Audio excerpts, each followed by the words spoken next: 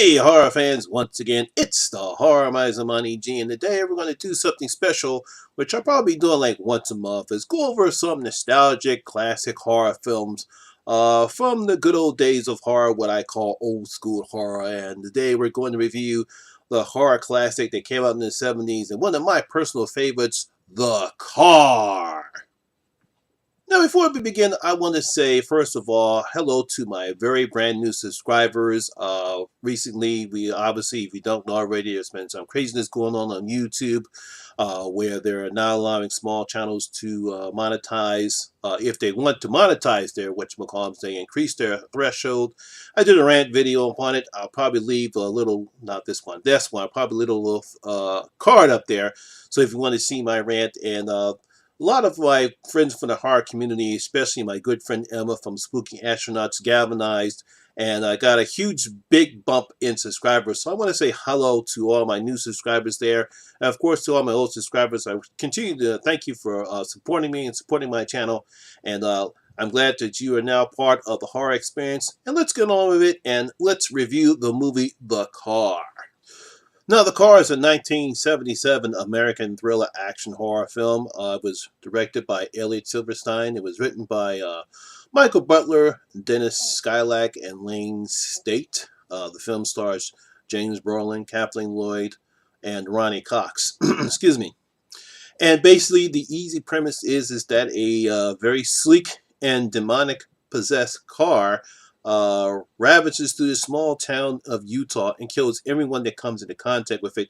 And James Brolin's character, his deputy sheriff here, and he and his men have to go and see what they can do and stop this car from destroying their small town in Utah. Now, one of the interesting things about this movie was influenced by Steven Spielberg's one of his early movies called Duel, which came out in '71, and also Roger Corman's Death Race 2000, which came out in 1975. You can tell that those two movies influenced this movie, and also you can also tell when you see this film that you can see similarities between this and Jaws, which I believe came out the following year in '78. And there are a lot of aspects similar with The Car as with Jaws, because in this movie, you really don't see the car itself until I say about midway, about a third or coming close to the second act of the movie. And the same thing with Jaws, you really don't see the shark all the way up until I say about almost close to the second act of that movie. And the very different similarities in the movie, as opposed, especially in the music. One of the great things about this movie is the soundtrack and the music. Every time when you get ready to hear the car, it gives this really big crescendo, just like when Jaws is about to strike. And of course, when the Jaws does strike, John Williams' brilliant score hits his huge crescendo, and with the car, after he strikes, it blows his horn, ba ba ba ba ba ba ba ba ba ba, and after he kills his victim. So there are very similarities between The Car and Jaws. Now, the car itself was a custom '71 Lincoln Continental Mark II. I think it's a 2 or 3. It was framed by Hollywood car customizer George Burns. There were approximately 4 cars built in the 6 weeks. 3 were used for stunt work, and the 4th one was for close-ups. The stunt cars were eventually destroyed. We really don't need there really no need for them anymore, and I think the 4th one's now in a private collection. Most of these scenes were shot in St. George, Hurricane, Lake Town Bridge, Zion, Cambry, Crazy Horse Canyon, and the Glen Canyon in Utah. So those are very interesting places that the film was shot in location. And even, like I said, this film looks kind of dated because it was filmed in 1977. But it still has a very effective horror presence, and one of the reasons why I enjoyed the film. Now, as I stated before, James Brolin, he plays a Captain Wade. He's the sheriff of this little small town, and all of a sudden, this mysterious car comes out of nowhere and starts killing people. Kills 2 people all coming off a bridge, kills a hitchhiker, and eventually just kills anything in its sight, especially if you curse at it. And the him and his men have to go out, and they have to go out and do their best to stop this car from wreaking havoc. It's really simple plot. There's really can't make it any simpler than that.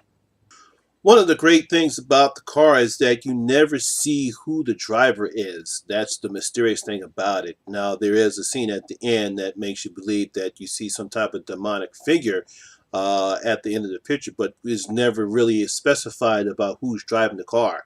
And the scenes were great. Mostly all the stunts were done. Now, keep in mind, this is a 1977 film, and I'm pretty sure it's not for everybody because there's really no gore or anything like that. But it's still suspenseful, like I said, because the music makes it great.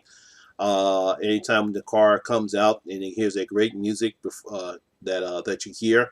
And I really enjoyed the film. I remember when I first watched it when I was a very little kid. I was probably like maybe 10 at the time when this came out. I might be wrong. I might be, yeah. I think it was 10 or 11 when this film came out, and I really enjoyed the film. I really enjoyed the film. I loved it then, and I still love it now. Like I said, it's one of my favorite all-time horror movies, what I call old school horror. So, I really hope you guys get a chance to watch it. Now, how I'm going to rate this film? Well, I'm going to open up my vote, and I'm going to give the car 3.5 out of my 5 gold coins. Yes, the car gets 3.5 out of my 5 gold coins. I really wish, the only reason why I give it a 3.5 because, like I said, it is dated. Some of the dialogue is kind of hokey, and some people might not like it because of the dialogue. But like I said, it's mainly before seeing the car, the music, and the intensity that you have. That's what makes it such a great horror picture. So, like I said, that's why I give it 3.5 out of my 5 gold coins. So, my horror fans, I hope you do get a chance to see this movie. I don't know. I believe you can buy it on Blu-ray. I don't know how the transitions. The one I got was just a digital copy, and it still looks like it was made in 1977. Like I said, it can look dated at the time. But it's still an effective horror picture, so I really if you never got a chance to see good old horror back in the 70s, this is one of the films I recommend that you watch. Not The Exorcist. Everyone wants to watch Exorcist. Probably one of the better non-popular horror films because when the movie came out, the critics trashed it, and I can understand why. Because, like I said, the dialogue was kind of a bit hokey. Now it's considered one of the better. Now it got a cult following, I know, as time went on, just like most of these movies do. And I do hope you guys get a chance to watch it. Like I said, it's a great horror picture, and if you've never seen a picture like this before, I recommend that you watch it. Obviously, you're probably going to think with me, well, what about Christine? And I think Christine is better. I'm pretty sure that John Carpenter, I don't know if it's not, probably drew inspiration from this movie because I remember when Christine came out, I was watching Siskel and Ebert do their reviews of Christine. They mentioned that it's very similar to this movie.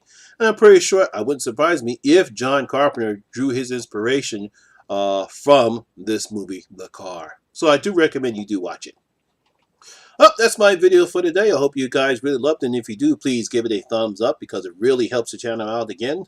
And again, if this is your first time here, please hit that subscribe button and ring that notification bell. That way you can come and join the horror experience with me, the Horror Miser Monty G. And as always, all my social media links will be down at the description box below as well.